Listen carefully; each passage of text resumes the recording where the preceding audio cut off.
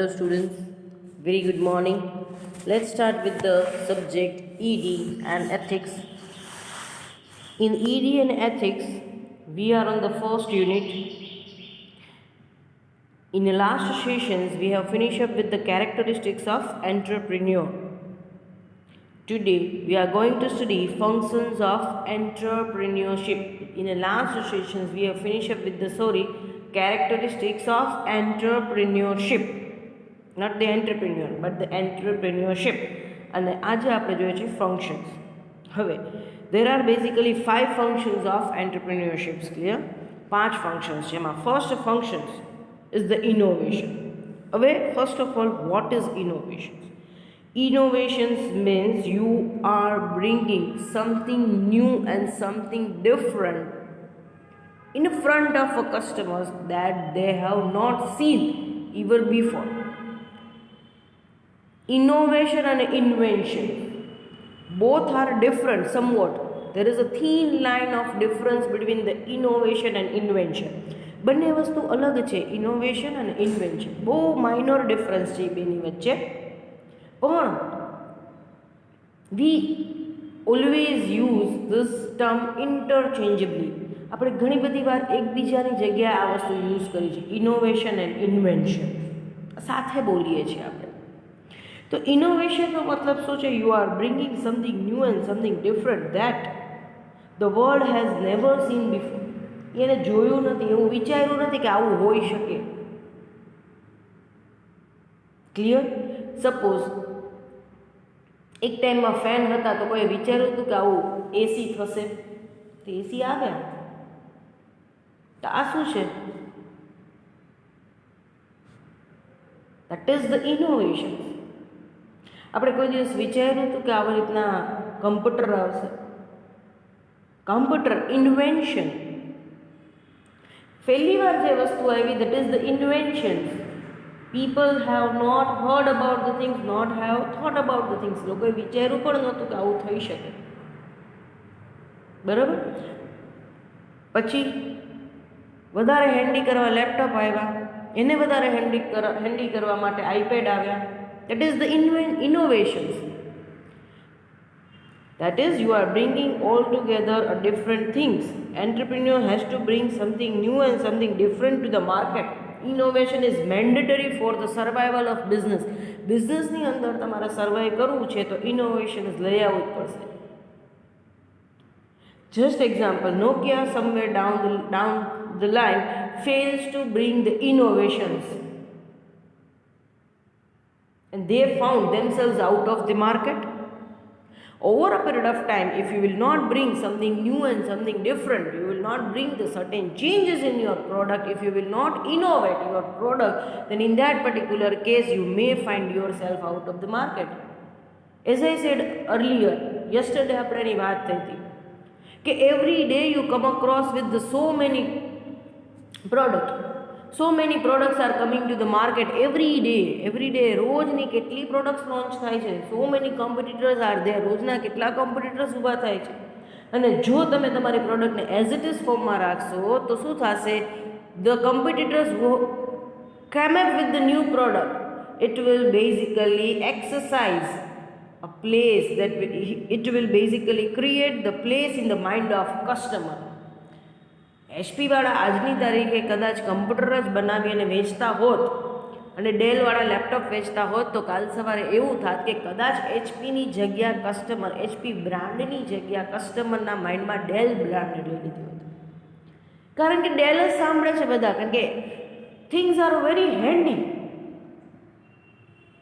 તો ડેલ જ બધા પ્રેફર કરે છે કે હેન્ડી છે, તરત લઈને જતું રહેવાય છે, ગમે ત્યારે જતું રહેવાય છે. મૂવેબિલિટી જે છે એ બહુ સારી છે. એટલે ધીરે ધીરે કમ્પ્યુટરની જગ્યાએ બધા લેપટોપ પ્રેફર કરશે.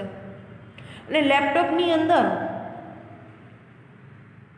ડેલ બ્રાન્ડ છે, એચપી તો લેપટોપ કદાચ બનાવતી નથી એવું માની લઈએ તો બધા એચપીની જગ્યા ધીમે ધીમે, એચપી બ્રાન્ડની જગ્યા ધીમે ધીમે કસ્ટમરના માઇન્ડમાંથી ઘૂસાતી જશે અને એ જગ્યા કોણ બનાવતું જશે? Del. So, if you wish to survive in the market, On a constant basis, you have to give a reminder to the customer that we are into existence by introducing the change, by introducing the innovative product. Every day you have to serve something new and something different to your customers. રોજ કંઈક નવું તમારે વિચારવું પડશે customers માટે. Every time તમારે કસ્ટમરને કંઈક નવું સર્વ કરવું પડશે by introducing the different product, by making the changes in your product. ભલે તમે પેકેજિંગની અંદર ચેન્જીસ કરો, એના અમુક ફીચર્સ વધારો છો, અમુક ફીચર્સ ઘટાડો છો, કસ્ટમરને સર્વિસ કંઈક અલગ રીતની પ્રોવાઈડ કરો છો, કાંઈ પણ કરો, કાંઈ પણ પ્રકારના ચેન્જીસ તમારે અમુક ટાઈમે લઈ આવવા જ પડશે. અને by introducing the change in your product, you are giving the reminder to the customer that our brand is into the existence. અમારી બ્રાન્ડ એક્ઝિસ્ટન્સમાં છે, તમે એક રિમાઇન્ડર આપો છો. Clear? If you will not innovate the product over a period of time, you may find yourself out of the market. કારણ કે માર્કેટમાં તો કોમ્પિટિશન્સ છે, બધા આગળ ચાલે જ જાય છે અને you have maintain the status કો, એટલે તમે એની જગ્યા પર જ છો. તો શું થશે? Over a period of time તમે એની જગ્યા પર જ ઊભા છો, લોકો તો આગળ જતા રહે છે, કોમ્પિટિશન આગળ જતી રહે છે, પછી ખબર પડે છે કે માર્કેટ તો આગળ જતી રહે છે ને હજી તમે ત્યાં જ છો. Johnson and Johnson, they fails to innovate their product. એને એમ હતું કે ભાઈ Johnson and Johnson has already achieved a boom stage. They have created the brand image in the mind of customers. હવે એનો બિઝનેસ બ્રાન્ડથી ચાલશે, હવે એને કોઈ વસ્તુની જરૂર નથી. They fail somewhere down the line, fails to innovate the product and the Himalaya has captured its market. है ना?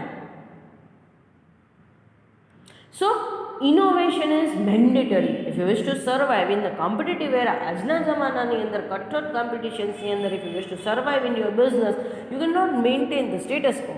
You have to always go for innovation and innovations. And the entrepreneurs, they are known as innovators because every time they identify the need of the customer and they try to satisfy the need of the customer by introducing some innovation in the product. Every time entrepreneurs છે એ શું કરશે? કસ્ટમરની need want identify કરશે, market analyse કરશે, external factor analyse કરશે અને every time they wanted to give something different, something new that satisfy the need of the customer in a best manner. Always એ લોકો કંઈક વિચારતા જ રહેશે. એટલે જ માટે જ કહેવામાં આવે છે કે entrepreneurs are known as a change agent. આપણે ગઈકાલે જ વાત કરી હતી આ વસ્તુ. They are known as a change agent because every time they wanted to bring something new, something different, some kind of the changes, and they wanted to serve the customer in a more and more better manner. વધારે સારી રીતના કસ્ટમરને need કેવી રીતના satisfy થાય, how you can facilitate the need of the customer, એ વિચારતા રહે છે. આપણે ઓલા કેબનું પણ એક્ઝામ્પલ લીધું હતું, ઇનોવેશન. તો શું છે? તો એવું નથી કે ઇનોવેશન્સ એટલે કે સ્પેસિફિક એક જ વસ્તુ.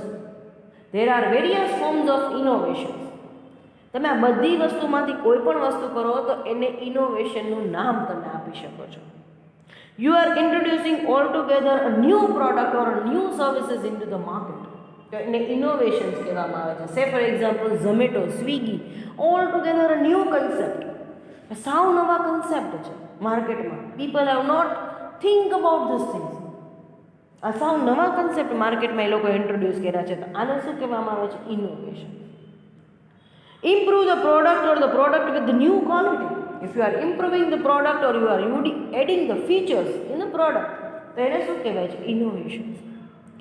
લેપટોપ બન્યું, એમાંથી આઈપેડ બન્યું અને હવે સ્માર્ટ વોચ આવી ગઈ કે with the watch, only with the watch you are able to operate everything. Smartphone, આ બધું શું છે? Innovation. Improve the product. Every day you try to improve the product. હજી કસ્ટમરને વધારે સારી રીતના કેવી રીતના સર્વ કરી શકાય છે. પહેલાં વોશિંગ મશીન હતા, સેમી, પછી ફૂલ્લી વોશિંગ મશીન, અને હવે કેવા આવ્યા? Front load. વોશિંગ મશીનની પેટર્ન તો ચેન્જ થઈ. In the same manner Surf Excel has change the washing powder pattern. એને જોયું તમે કેટલું ઇનોવેશન કર્યું. વોશિંગ મશીન તો એની પેટર્ન ચેન્જ થઈ તો એની સાથે પાવડરની પેટર્ન પણ ચેન્જ કરી એને જોયું તમે.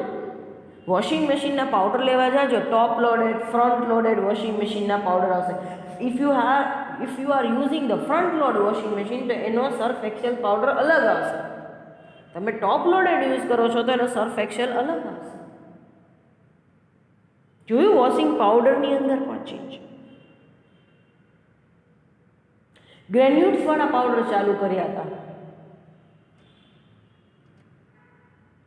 પછી સ્લોલી એન્ડ ગ્રેજ્યુઅલી વોશિંગ મશીનમાં ઇશ્યુ આવવા માંડ્યા કે જામ થઈ જાય છે, વોશિંગ મશીન ક્લીન કરાવવું પડે છે, પાવડર જામી જાય છે. they have introduced the liquid form, they have introduced the powders which basically clean the washing machine. A powder નાખી વોશિંગ મશીનનું ફંક્શન મૂકી દેવાનું, આખું તમારું મશીન ક્લીન થઈ જશે. This is the improvement in a product. એક ને એક પ્રોડક્ટ વર્ષો વર્ષથી જે વોશિંગ પાવડર બનાવતા હોય એવો જ વોશિંગ પાવડર બનાવતા હોય તો ન ચાલે. Innovation is mandatory. That's why they are able to lead the market over the Tide, Ariel, Nirma. Why the Surf is leading the market? Because of innovations. So તમે કોઈ પ્રોડક્ટમાં ઇમ્પ્રુવમેન્ટ કરો છો તો પણ એને ઇનોવેશન્સ તરીકે લખવામાં આવે છે. If you are adding the new features in a product તો પણ એને ઇનોવેશન્સ કહેવામાં આવે છે. New method of producing something. If you find out the new method, તમને ખબર હોય તો હવે પ્લાસ્ટિક કેવું રિસાયકલ્ડ પ્લાસ્ટિક આવે છે. That is the new method of producing the things. Eco friendly products આવે છે, પેન્સિલ્સ ને બધી વસ્તુઓ eco friendly. New method of producing the things.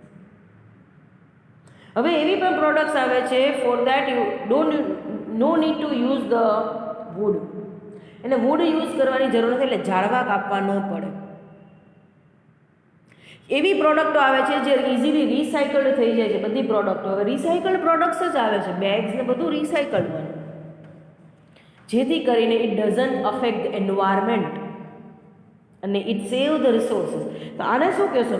New method of producing something, again a new form of innovation. આને પણ ઇનોવેશનનું જ form કહેવામાં આવે છે.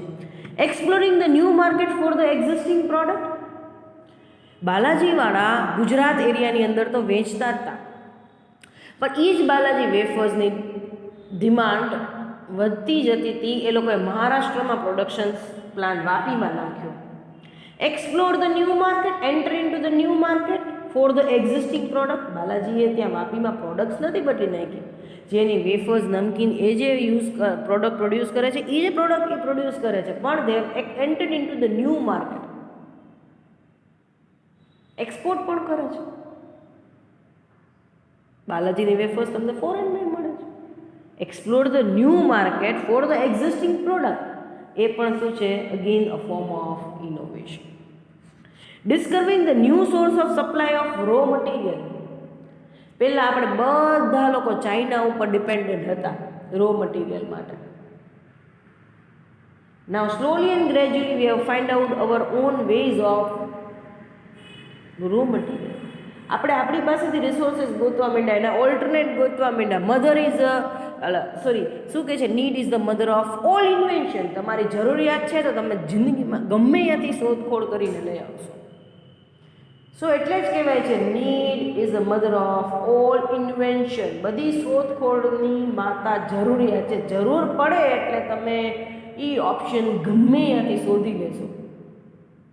એટલે જ કહે છે ને, લેઝી લોકોને કામ આપો, they will definitely find out the easiest way of doing the things.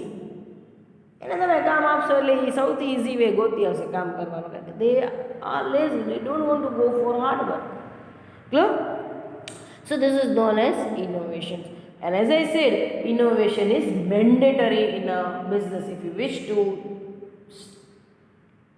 survive in the business, if you wish to survive in this competitive era. Let us say over a period of time you may find yourself out of the market. Second છે employment generations.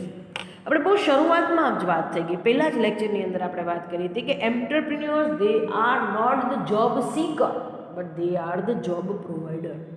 Entrepreneurs છે એ job seeker નથી, they are the job provider. They are starting their own enterprise, એ પોતાનો ખુદનો business ચાલુ કરે છે અને એમાં બીજા 5 જણાની જોબ આપે છે. They are the person who create the job inside the organisation as well as outside the organisation. તે કહે કે ઈ શું inside the organisation and outside the organisation. Inside the ઓર્ગેનાઇઝેશનનો મતલબ શું છે કે ભાઈ here they are generating the various job inside the organisations like technical staff લેશે, વર્કર્સ લેશે, મેનેજર લેશે, બધા ટૂંકમાં એમ્પ્લોઈઝ લે છે. And outside the organisation means એ લોકો ધંધો ચાલુ કરશે એટલે રો મટીરિયલ મંગાવવું પડશે, ફિનિશ પ્રોડક્ટ એક ડેસ્ટિનેશનથી બીજી ડેસ્ટિનેશન મોકલવો પડશે, સો ટ્રાન્સપોર્ટેશન બિઝનેસવાળાને બિઝનેસ મળશે, કમ્યુનિકેશનવાળાને બિઝનેસ મળશે, બેન્કિંગવાળાને બિઝનેસ મળશે. ક્લિયર? આ બધા ટ્રાન્ઝેક્શન્સ જોડાયેલા છે.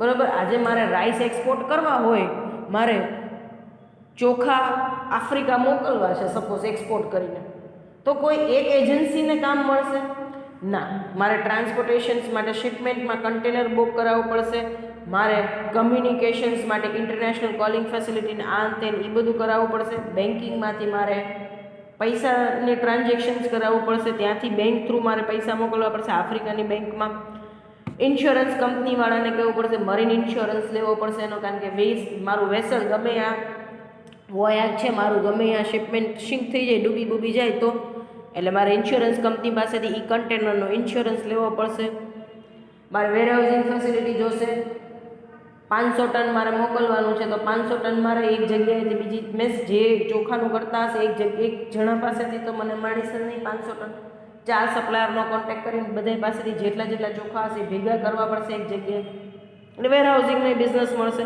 સો એક બિઝનેસ ટ્રાન્ઝેક્શન્સમાં સાથે સાથે so many agencies are attached. Outside the ઓર્ગેનાઇઝેશન્સની અંદર again while I will transfer my product from industry to market, industry to market સુધી પ્રોડક્ટ અલ્ટિમેટ કસ્ટમર સુધી પણ પ્રોડક્ટ પહોંચે ત્યાં સુધીમાં એજન્ટ, ડિસ્ટ્રીબ્યુટર, હોલસેલર, રિટેલર બધા હશે. સો એક જણાનો બિઝનેસ ચાલે છે તો આટલા બિઝનેસ સામા ઊભા થાય છે. So they are the employment generator, they are the person who generate the employment. Entrepreneurs, they are the person કે along with his business he are giving a raise to the so many business. એનો એકનો business ચલાવતો નથી પણ એની સાથે connected કેટલા business ચાલે છે. Clear? All business are interdependent. Clear? Next છે રિસોર્સ મેનેજમેન્ટ. આપણે લોકોએ કીધું હતું કે ભાઈ entrepreneurs they are not the owner but they are the leader. Ownership નથી એન્જોય કરવાની, they have to exercise the leadership. પણ alone leadership only and only leadership traits are not again important one. ખાલી best leader હોવા જરૂર નથી, પણ along with the leader they have to perform the role of manager. એક efficient મેનેજરનો role પણ એને પરફોર્મ કરવાનો છે. Because there are so many resources in an organization and they have to manage the resources, they have to exercise the control over the resources and they have to manage the resources properly, otherwise it will not work effectively. Man, machine, land, building બધા resources છે, raw material, આ બધા resources છે એને properly manage કરવાના છે, નહીતર efficiently work out નહીં થાય. That means they have to plan out the things, they have to organise the things, they have to direct the resources, they have to exercise the control over the usage of resources. If they utilise the resources in the best manner, optimum utilisation of resources હશે, then and then it will give a yield return. Yield એટલે maximum return.